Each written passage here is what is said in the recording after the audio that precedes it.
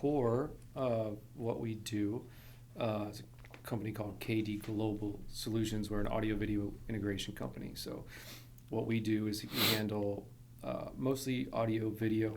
We certainly do networking, security as well, mostly in the retail restaurant world on the commercial side of audio. Growing up, my father was a VP of Bose for North America. Yeah. And I think the story, by the way, of how he started this company is so freaking cool. Oh, it's great, and it speaks to relationships. And, it speaks to not burning bridges, and so we, growing up, my father's VP of Bose, and Abercrombie and Fitch was one of, back in the 90s, 2000s, right? You walk in and you get hit with that wall of cologne, scent, and audio, but they were the giant, not only in the retail world, but from a audio video standard. The audio video was a huge part of their brand. And my dad moved on to do other things in life, and it came to a point where Abercrombie was going international. And my dad basically brokered a deal with Bose Domestic so that we could become a dealer. In return, Abercrombie would use Bose, and Bose would allow us to sell in all countries around the world, which was very unique at that time. So my dad brokered that incredible opportunity together, and right out of school, all of a sudden, we were an audio video integration company. But for the first 2 years, all we did was Abercrombie and Fitch and their international growth. So I spent a little over 4 years of my life traveling 2 to 3 weeks a month internationally, building. What we wanted to do is we wanted to take the Bose model, which was a model of credibility and having a global network of people, so that you were always there, quicker, cheaper. And so we wanted to build that internationally. And so we used Abercrombie's growth to do so. And about 2 years in, we understood that, we had our partner, Dean, who's had project management at Bose at the time. All of a sudden we had a machine that, well, why don't we just take this to the U.S. now? Yeah. And so I think Hooters nationally was our second customer. And so we mostly handle... Did you do scent in there too? We did not do scent in Hooters. Scent's a pretty cool story, although a longer one. But that's something that the commercial scent is something that's another company we have called One Global, One Global DS. And we focus on where KD's more of the systems side, the content side, the audio content, the digital signage content, and the scent and those kind of things.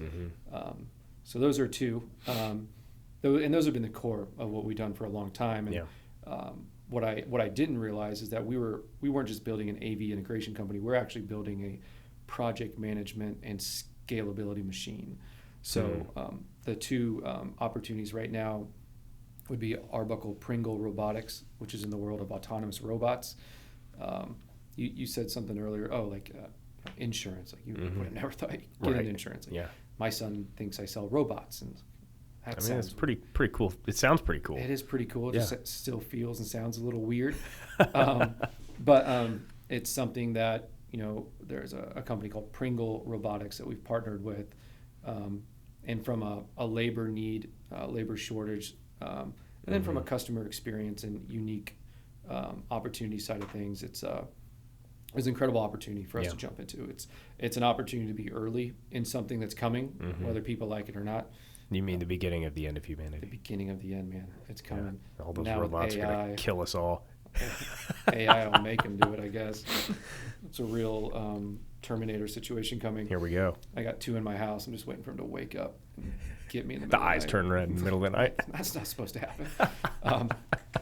So the world of autonomous robotics, which is it's every vertical, every market, from autonomous floor cleaning to food delivery to disinfectant hospitals to delivering medical devices, medicine, supporting nurses to, any sort of delivery you can back a house from. It's pretty wild. And it's not replacing jobs. It's one of the first questions we ever get. And that was very important to us, that this is, if a nurse, for example, we were just at a situation where in order to deliver 5 trays of food to 5 patients was a 19-minute walk there and back for a nurse. And you take the ability for a robot to take the food from the kitchen to the rooms.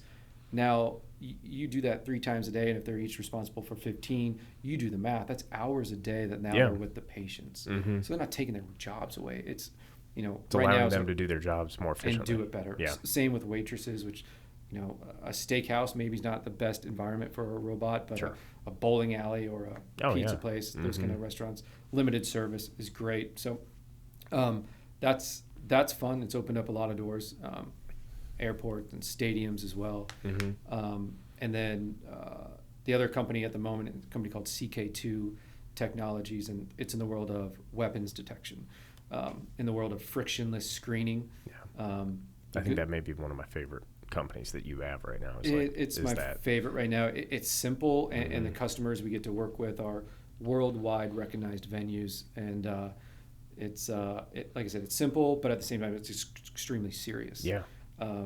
And so, when you metal detectors, that technology hasn't really changed in 40 plus years since the fax machine was invented. And oh Jesus, has it been that long? It's detecting metal, right? Yeah. Some of them now will say, well, the alert is high, medium, or low.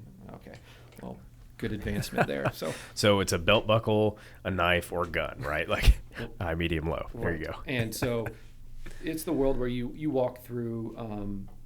And you don't take anything out of your pockets. You don't have to stop. You just fly through frictionless screening. So that is another opportunity, a relationship we've built with a company called Extract One, based out of Canada, leading the industry. It's really them and one other competitor in this world. So again, another unique opportunity for us because of relationship capital. And one thing I say all the time, I might have already said, is that once you can establish credibility, people don't care how much you know. They want to know how much you care. Right. And so, we've been able to establish some credibility, and we hire the people that know, and we're really good at the care part.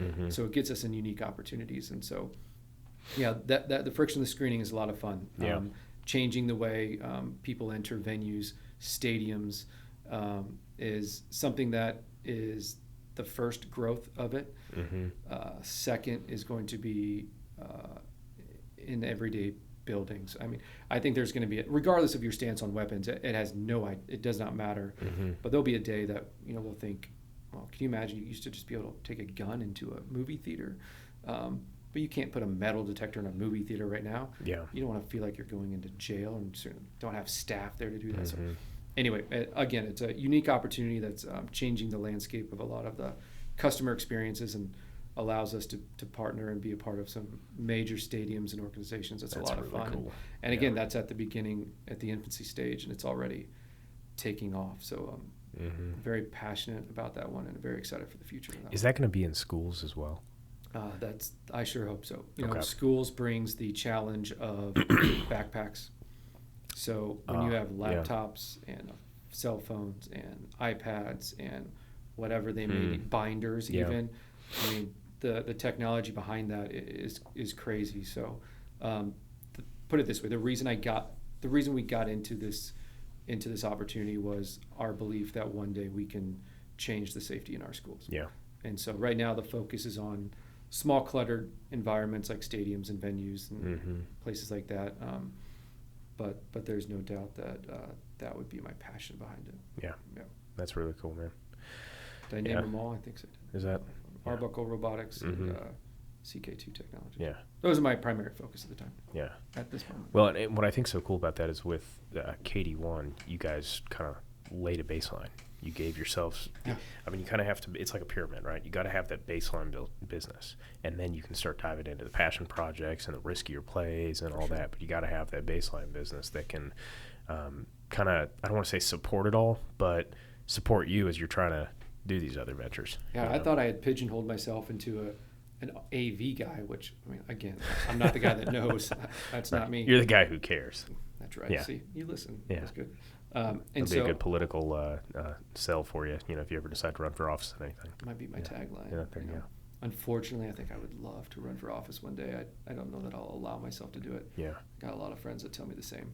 But anyway, fast forward 30 years, we'll talk about it. Yeah, there we go. Maybe we'll do it together. Yeah, perfect. Yeah, good team. Stay close to Scott as he takes Yeah, over. there we go. Yeah. I like Scott and John Dart. Those are good people. Scott's a good guy. I don't know what I was saying now.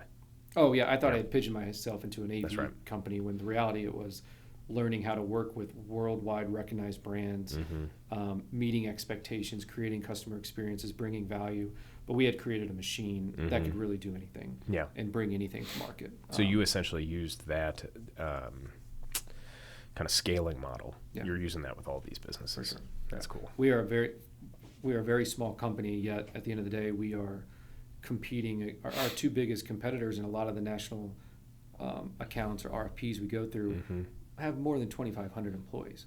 I mean, at KD, we're less than 10. Yeah. And we're able to win major projects because of the machine that we built in a unique way with low overhead and focusing on, if you've got somebody everywhere, you're quicker, you're cheaper, you're better. Yeah. And when that one person is doing the installation for you, an install in the beginning of a sale is maybe 5% of a relationship where your goal is to be with them for the next 20 years. Right. And maybe you started doing an audio system, but then you want digital signage, and then you want scent, or then you want the point of sale, you want the CCTV, so you want to be sticky and grow. Yeah. And so having that relationship focus, even at the on-site, on the ground level, has really been key to our success. There's no doubt about that. That's really cool. Yeah. What about this podcast business? Tell us more about that. It's unique. It's brand new. Again, it kind of comes through David Meltzer and Sean Dill are working to license a podcast brand to put in major stadiums across the country.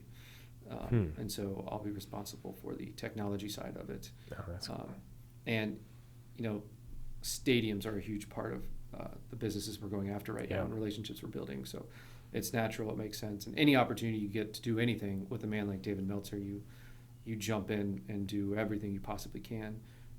The Midas touch. He's the epitome, right? He's the epitome of relationship engagement and relationship capital. And